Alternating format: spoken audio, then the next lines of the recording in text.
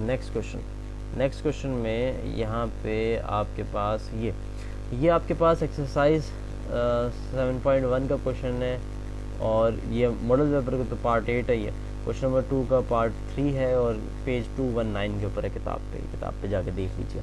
बोला कि जा रहा है कि भाई 7 की पावर n -4 की power n is divisible by 3, और इसको हमने मैथमेटिकल इंडक्शन के ज़रिए से इसको सॉल्व करना है। ठीक है, तो इस तरह के मैथमेटिकल इंडक्शन का जब भी आएगा आपको सॉल्व करने का सिर्फ एक ही तरीका है, हमेशा याद रखिएगा। आपने सबसे पहले इसमें n की वैल्यू 1 रख के चेक करना है। तो फिर हमने लिख दिया कि for n is equals to 1, इधर भी 1 इधर भी 1, यहाँ से 7 की पावर 1 ऑलरेडी होती है, हर चीज़ की पावर 1 ही रहती है। 7 वैसे ही आ जाएगा 4 वैसे भाई। 7 में से 4 की क्या बचा, 3 बिल्कुल हाँ डिविजिबल बाय 3 है, हाँ जी बिल्कुल है।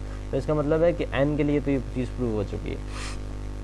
अच्छा बेटा k के लिए बाहर हमें कुछ नज़र तो नहीं आ रहा है बेटा। k के लिए सपोजिशन के हिसाब से प्रूव हो जानी चाहिए। अगर कुछ चीज़ 1 के लिए प्रूव हो चुकी है ना, तो k के लिए प्रूव होगी। k से मुराद क्या है, यानी नंबर। यहाँ पे कोई भी नंबर आ जाए कोई फ़र्क नहीं पड़ता, यहाँ से कोई भी नंबर आ जाए कोई फ़र्क नहीं पड़ता, इसने वही चीज़ें आने और ये डिविजिबल बाय रहेगा। हमने n की जगह अब सेकंड जो पहला होता है n इज इक्वल्स टू 1, दूसरा होता है n is equals to k, इधर भी k पुट कर दिया, इधर भी k पुट कर दिया, इज डिविजिबल बाय 3। और अच्छा ये हमने एक जो लाइन लिखी है ये सपोजिंग लाइन है हमारे पास, हमने इसको खुद ही सपोज कर लिया कि हाँ ये चीज़ डिवाइड बाय, क्योंकि जब 1 से ये चीज़ प्रूव हो चुकी है तो कोई भी पावर आ जाए, दोनों पावर सेम k की वैल्यू आप 2 भी रख के आप चेक कर लें, जो भी नंबर आएगा वो डिविजिबल बाय होगा 3 के साथ। मतलब 7 स्क्वायर आ जाएगा, पावर 2 रख देते हैं, 7 7 49 और 4 की पावर 2 16। अगर हम लोग 49 माइनस कर लें 16 के साथ तो भाई 30 आ रहा है, चेक कर लें। 7 की पावर 2 49, 4 की पावर 2 16, 49 माइनस 16 आपके पास 30 आ रहा है। हाँ जी 30 डिविजिबल बाय 3 है ना, 3 टाइम्स आर 30।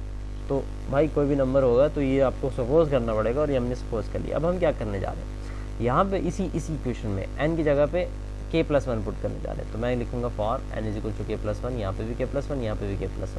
अब हमने क्या किया, एलसीएम ब्रेक कर दिया, 7k और 7 मल्टीप्लाई बाय 7, इसको पीछे लिख लो आगे लिख लो कोई फ़र्क नहीं पड़ता। ये भी 4k बेसिस से, अगर आप इसके अंदर यही रूल अप्लाई करेंगे, basis same power that plus आ जाएगा दरम्यान में, पावर में basis same power that plus आ जाएगा दरम्यान में। तो ये आसान सा है, कोई मुश्किल नहीं है। आगे चलते हैं बेटा यहाँ से हम लोग क्या करेंगे, ये वाला कॉपी पेस्ट मैथ कहती है कि आप कुछ भी ऐड सब्ट्रैक्ट करवा दें किसी भी इक्वेशन किसी पॉलिनोमियल। तो हमने क्या किया, 7 इंटू k की पावर 4 प्लस 7 इंटू k की पावर 4 की पावर k, सॉरी यहाँ पे भी मैंने k की पावर 4 बोल दिया, 4 की पावर k, ये माइनस प्लस ऐड सब्ट्रैक्ट आप कुछ भी करवा दो, इससे कोई फ़र्क नहीं पड़ रहा, ठीक है ना।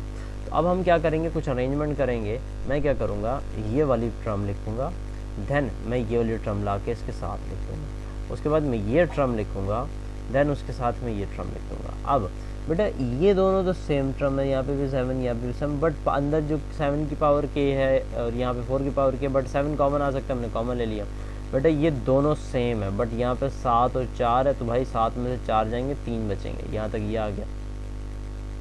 अब हम लोग क्या कर रहे हैं बेटा, अभी ऊपर ऑलरेडी मैं आपको समझा के आया हूँ कि 7 की पावर k माइनस 4 की पावर k ये डिविजिबल बाय है 3 के, ये अभी समझाया मैंने कि यहाँ पे k की वैल्यू आप 2 रखो, 3 रख के पुट करोगे तब भी यही आएगा। तो बेटा इस जो चीज़ डिविजिबल बाय 3 हो इसके साथ कुछ भी मल्टीप्लाई करवा दो, आपके पास रिजल्ट वही आएगा। मैं आपको अभी बता भी देता हूँ। ये देखें, अगर यहाँ पे क्या हो, 3 का हमारा क्या रिजल्ट आ रहा था, 30 आ रहा था, इनका रिजल्ट आ रहा था 30, और यहाँ पे क्या आ जाएगा 30, और ये ब्रैकेट लगा दें, 7 बाहर लिख लो, इससे कोई फ़र्क नहीं पड़ता बेटा। ये आ जाएगा इस तरह से, और ये डिविजिबल बाय क्या आ जाएगा 3, हाँ जी बिल्कुल डिविजिबल बाय है बेटा। ये कटेगा, जब ये कटेगा तो यहाँ पे क्या आ गया 10, बेटा यहाँ से क्या आ गया 10 आ गया, तो डिविजिबल बाय तो है ना, इसका मतलब ये डिविजिबल बाय है, लिहाजा मैंने इसको दोबारा नहीं लिखा, इसके बारे में बताया भी नहीं। तो ये 10 और 7 आपस में मल्टीप्लाई हो जाएंगे, 70 आंसर आ रहा है। लेकिन फ़िलहाल आंसर पे तो हमारा वो नहीं कि आंसर क्या आ रहा है, लेकिन हाँ ये डिविजिबल बाय ज़रूर है, सही ना। तो अब ये क्या हो जाएगा, हम इसको देखते हैं आगे। तो ये वाली लाइन तो साफ तय है कि ये डिविजिबल बाय, ये वाली लाइन साफ तय है कि ये डिविजिबल बाय 3 है, और डिविजिबल बाय 3 किसी भी मल्टीप्लाई से करवा दो, मल्टीप्लाई होके वो वाली चीज़ बच जाएगी जो डिविजिबल है, वो बस एक बार डिवाइड होने वाला है। तो अब इसकी बात कर लेते हैं 7। बेटा ये भी साफ दिख रहा है भाई, इसके नीचे 3 ला के लिख दो, डिविजिबल बाय है, क्यों नहीं है, ये पूरी की पूरी टर्म डिविजिबल बाय 3 है। ये देखें इसके नीचे 3 आ रहा है, नीचे वाला 3 कटने के बाद गायब हो रहा है, हाँ जी कट गया, क्या बचा 4 की पावर के, इसका मतलब हाँ ये पूरी की पूरी टर्म जो लिखी हुई है ये डिविजिबल बाय 3 है।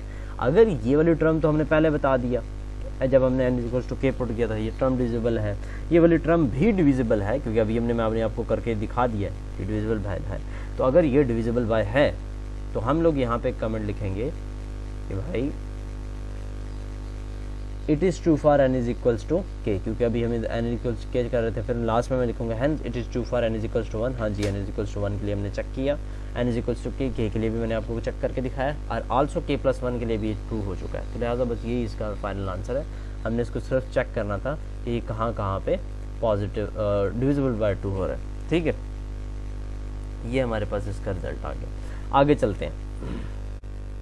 अच्छा सेकंड यहाँ पे अब हमारे पास जो क्वेश्चन नंबर 9 आ रहा है, यहाँ पे बोला क्या जा रहा है, ये किताब का क्वेश्चन है और इस वहाँ पे तो क्वेश्चन थोड़ा सा बड़ा लिखा हुआ है और बोला जा रहा है कि find the point of intersection. आपके पास इंटरसेक्शन पॉइंट फाइंड करने, मैंने क्वेश्चन की स्क्रीनशॉट इधर नहीं लिया, आप जाके देख सकते हैं किताब पे। ये एक्सरसाइज 8.4 का क्वेश्चन है, 3 का पार्ट 1 है और क्वेश्चन 3 का पार्ट 1 है और पेज 264 पे। ठीक है, आपके पास दो फंक्शन है f(x) और g(x) है, ये आपके पास दो फंक्शन है। जो पहला फंक्शन है हम सबसे पहले इसके लिए वर्किंग करेंगे। यहाँ पे मैं क्या कर लूँगा कि हम लोग x की वैल्यूज पुट करेंगे और इसको मैं लेट भी कर लेता हूँ कि ये जो फंक्शन f(x) y के बराबर है। ठीक है, अब भाई इसके अंदर मैंने x की जगह पे 1 पुट करूँगा तो मेरे पास 3 आएगा, मैं 3 पुट करूँगा 5 आ जाएगा, साफ दिख रहा है। 5 पुट करूँगा 7 आ जाएगा, 7 पुट कर दूँगा 9 आ जाएगा, -2 पुट करूँगा 0 आ जाएगा, इसी तरह से। और इसी तरह से बेटा यहाँ पे -4 पुट करूँगा x की जगह पे, इसको सॉल्व करूँगा 2 आ जाएगा भाई। और यहाँ से -6 पुट करूँगा 4 आ जाएगा, 0 पुट करूँगा 2 आ जाएगा। तो हमारे पास हमने क्या कर लिया, ये इसकी ऑर्डर पेयर बना लिए हैं। अच्छा, पॉइंट्स निकालनी है। अब यहाँ पे भी सेम, ये मेरा फंक्शन है, सेकंड फंक्शन g(x) वाला है, g(x) वाला फंक्शन मैंने लिखा। इस g(x) वाले फंक्शन को मैं सबसे पहले यहाँ पे y के बराबर लेट कर लूँगा, ये मेरा g(x) is equals to y की टर्म आ गई। यहाँ पे सेम टू सेम, इस x की जगह पे 0, यहाँ पे 0 पुट किया, सॉल्व किया, 6 आ जाएगा। यहाँ पे मैं 1 पुट करूँगा तो मेरे पास आंसर 3 आ रहा है। इसी तरह से मैं यहाँ पे -1 पुट करूँगा x की जगह पे तो यहाँ से 11 आ रहा है। इसी तरह से मैं 4 पुट करूँगा दोनों इस जगह पे तो 6 आ जाएगा, और 4 का होल स्क्वायर 16 होता है, यहाँ से 4 4 16 0 हो जाएगा, इसलिए 6 बच रहा है। अब उसके बाद यहाँ से मैं 5 पुट करूँगा 11 आ रहा है। ठीक है, इधर 5 पुट करूँगा 11 आ रहा है 2 पुट करने पर 2 ही आ रहा है 3 पुट करने पर 3 आ रहा है। तो ये हमने ऑर्डर पेयर निकाल रहे हैं, उसको कुछ ज़्यादा निकाले थे, इसके 5 4 6 तक बहुत है, जितना दिल करे वो निकालो, कम से कम 4-5 तो होना। तो अब हम लोग क्या किधर चले जाएंगे, ग्राफ के ऊपर चले जाएंगे। जो पहला फंक्शन आ रहा है, ये पहला मेरा फंक्शन है। अब ग्राफ के ऊपर मार्किंग आपने कैसे करनी है, सबसे पहले तो आपने ये आपका एक्सेस, आपने यहाँ से ये क्या होता है एक्स एक्सिस होता है, सीधा सीधा आपने एक्स एक्सिस बना लिया, लाइन लगा दी, एक्स एक्सिस की लाइन आ गई। ये पॉजिटिव एक्स एक्सिस होता है, यहाँ पे ये नेगेटिव एक्स एक्सिस है। वीडियो वो मैंने स्कैन किया तो उसमें आया नहीं, नेगेटिव एक्स, तो मैं तो छोटा सा लिख देता हूँ नेगेटिव एक्स। ठीक है, यहाँ से ये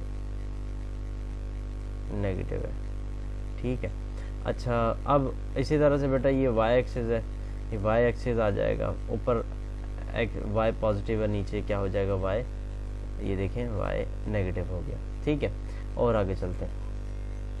अब फिर देखें हम लोगों ने जो इसके अंदर गैप दिया वो गैप दिया है, देखें यहाँ से ये जो ग्राफ है मेरे पास, इसके अंदर 10 छोटे छोटे से डब्बे हैं, ये 1 के बराबर है, फिर 10 छोटे डब्बे 2 के बराबर, इतने सेम गैप से हम लोगों ने जाना है।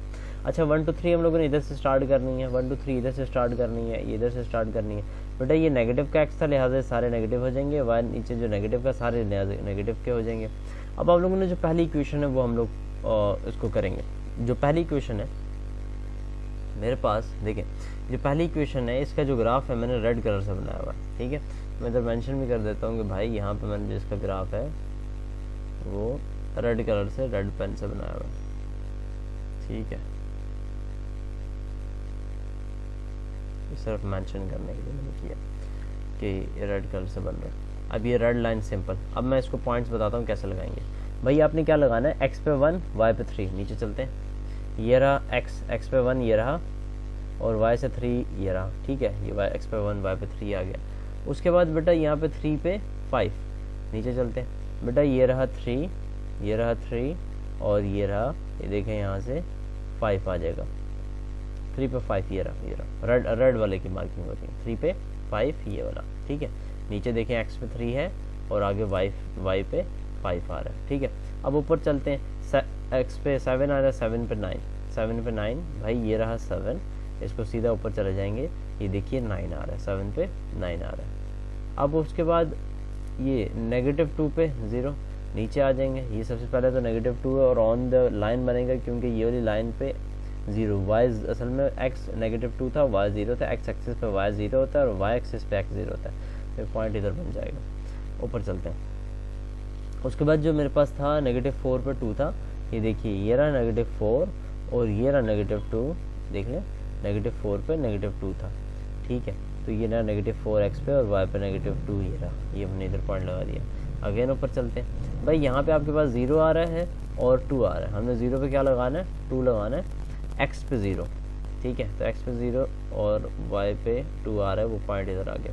अब रेड वाले पेन से देखें, मैंने इसके ऊपर लिखा भी हुआ है, f(x) को मैं इधर ड्रॉ कर रहा हूँ, यहाँ से ये सारे पॉइंट्स को हम लोगों ने क्या कर लेना है, स्केल से इस तरह से लाइन लगा देनी है और इसी लाइन के अंदर क्या होना चाहिए, हमारे सारे पॉइंट्स आने चाहिए, ठीक है, ये हमारे सारे पॉइंट्स आ गए। अब हम लोग चलते हैं वापस ऊपर, जो हमारा सेकंड जो ऑर्डर पेयर हमने बनाया था, सेकंड जो फंक्शन गिवन था उसके साथ, बस 0 पे क्या आ रहा है, 6 आ रहा है, आ जाओ बेटा, ये रहा 0, यहाँ पे जब कुछ यहाँ पे जो होता है ना, इस 0 x पे 0 है, सेंटर हमेशा 0 होता है, 0,0 होता है, और इन्होंने चूँकि x को बोला तो x पे यहाँ पे 0 आ रहा है, और 6 बेटा ये रहा 6 आ गया, 0 पे 6। और ऊपर चलते हैं, अब यहाँ पे 1 पे 3 आ रहा है, ये रहा 1 और ये रहा 3, ये पॉइंट हो गया सेकंड। उसके बाद भाई यहाँ से आपके पास -1 पे 11 आ रहा है। अब हम लोग नीचे आ जाते हैं, ये रहा -1, ये रहा -1 और स्ट्रेट ऊपर चले जाएंगे, गिनती हम लोगों ने 11 तक 12 तक लिखी हुई है, ये आपके पास